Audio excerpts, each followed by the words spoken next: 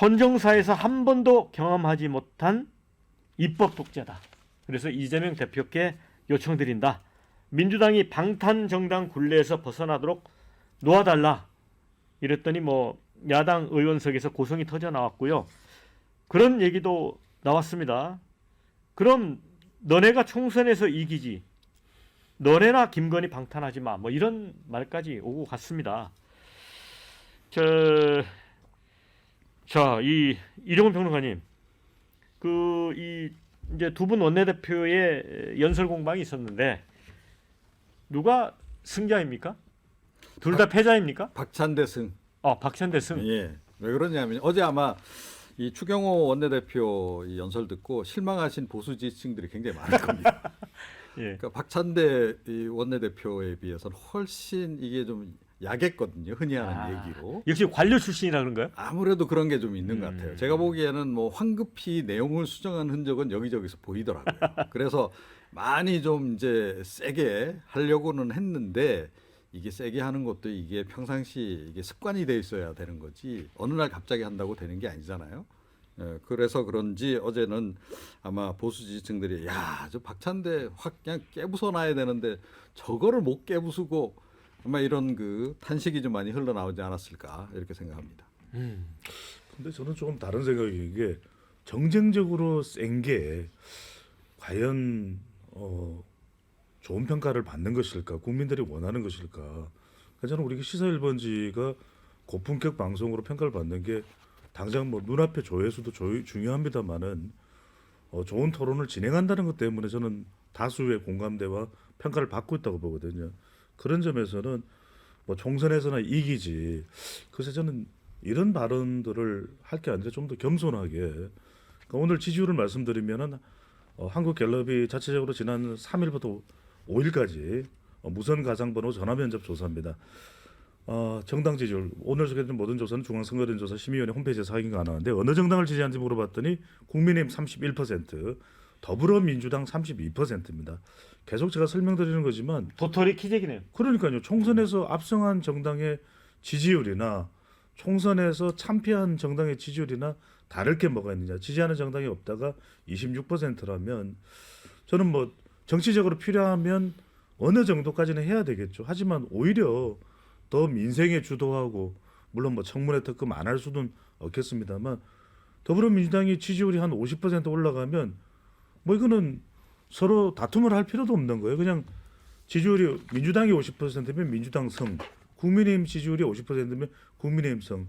그래서 저는 싸워서 뭔가 결판을 내려고 하지 말고 국민들의 평가인 지지율을 잘 받아서 올해 승리하는 정당이 되라는 주문을 하고 싶습니다. 저는 그동안에 이제 합리적인 정책 전문가 스타일의 추경호 원내대표 입장에서는 사실 굉장히 파격적인 연설입니다. 이 정도면. 그 전에 이제 그 원만하고 좀 이런 분위기였는데, 근데 저는 맥락은 반대로 짚으신 것 같아요. 그러니까 이재명 대표한테 민주당을 방탄굴레에서 놓아달라가 아니라 민주당에게 이제는 이재명을 놔달라. 이제 사법 리스크로 다음 달에 10월이죠. 뭐 위증교사든 아니면 선거법 위반이든 판결이 선고됩니다. 그동안에 이제 그 이재명 대표가 그 전에 대법원에서 무죄 받은 사건도 보면 친형 강제 입원 사건 그 허위사실록 고등에서까지 300만 원 그 선고가 된 적이 있거든요. 근데 지금 이제 이 선거법 위반이 과연 하나라도 뭐 그 두 가지 사실관계 중에 하나라도 되면 과연 그 피선거권이 유지될 수 있느냐? 그러면 이제는 그 이재명이 민주당을 놓아주는 게 아니고 민주당이 이재명 대표를 놓아줘야 되는 그런 상황이다. 출구 전략을 생각을 해야 된다. 근데 계속 이제 사법 리스크나 이런 부분에 문제가 있다 보니까 대법원에서 확정되기 전까지 어떻게 하면 임기를 줄일까? 임기를 줄일 생각을 하니까 대통령 임기를 줄일 생각을 하니까 사실 탄핵 빌드업 이거 하는 거잖아요. 그런 과정에서 뭐 무리수가 나오고 그 전에 뭐 영수회담 했다고 하지만 영수회담 한 것도 아무 의미가 없어요. 영수회담에서 뭐가 달라지는 것도 없고 더 상황만 악화되고 그러면서 또 영수회담을 하고 싶어하고 그래서 이제는 그 추경호 원내대표가 한 말을 조금 변형해서 민주당이 이재명 대표를 놔줘야 될 때다. 뭐 김부겸도 있고 뭐 김경수도 있으니까 그렇게 돼야 되지 않을까 하는 생각입니다. 네. 근데 이제 두 원내대표 연설만 보면 이제 치킨 게임이 연상이 돼요. 그렇죠? 아까 그 앵커께서 패널들이 합리적이라고 이렇게 말씀을 해주셨는데 저도 당직을 하다 보면 이게 그 개인 캐릭터들이 합리적인지 아닌지와 별로 상관이 없이 당이 잘하면 네. 합리적인 얘기를 할 수 있는 거고 그러니까 배경이 되는 당이나 정부가 못하면 합리적인 얘기를 할 수가 없습니다. 어차피 그 당을 대변해야 되고 그 정부를 네. 대변해야 대변해야 되잖아요.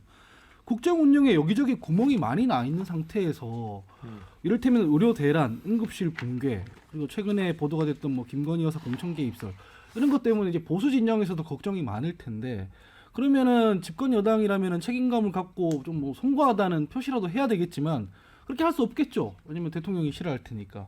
그래서 야당을 공격하는데 야당을 공격해도 이게 안 먹히는 겁니다. 왜냐하면은 지금 국민들 입장에서는 니네나 잘해라고 할 거기 때문에 이게 치킨 게임인 게 아니고 사실은 뭐 이 추경호 원내대표든 한동훈 대표든 아니면 당에 있는 당 대변인이든 무슨 말을 해도 안 먹히는 상태가 돼 있는 거예요. 그래서 일단은 배경이 되는 국정 운영, 뭐 당 운영 이런 것들부터 합리적으로 만들어야 교섭단체 대표 연설이든 뭐 이런 패널들이든 이런 자리에서 나와서 패널들이 하는 얘기든 그런 것들이 다 국민들한테 설득력을 가질 수 있다라고 말씀드립니다. 네. 저희 이 유튜브 실시간 보시는 분들이 정말 좋은 의견들을 올려주셨습니다. 집권당으로 대체 게 뭐가 있다고 방탄 얘기를 하나 참 양심도 없다. 이런 국힘의 따끔한 지적을 해주셨고요. 두 번째, 이 탄핵 소추권을 정쟁 도구로 여기는 민주당도 정말 한심하다. 또 이런 의견 주셨습니다. 자, 정치가 갈등을 해소하려는 노력은 안 하고 지지층만 결집시키려 하고 있다. 이 본질을 꿰뚫어 보는 의견도 주셨습니다. 또 니네가 김건희 방탄하고 있지. 이런 저작거리 말을 의원들도 하네. 이런 의견도 주셨습니다.